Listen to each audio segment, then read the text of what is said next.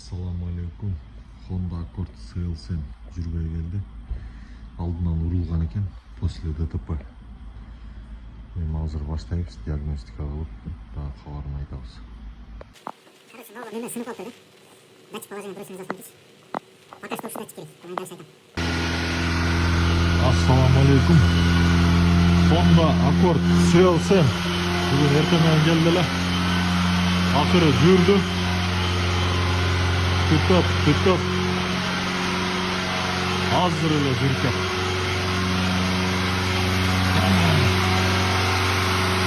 Az bunda bir-iki датчиги жок. Ошоларды установка кылгандан обороттор өзүнө келип, нормаль болуп калат.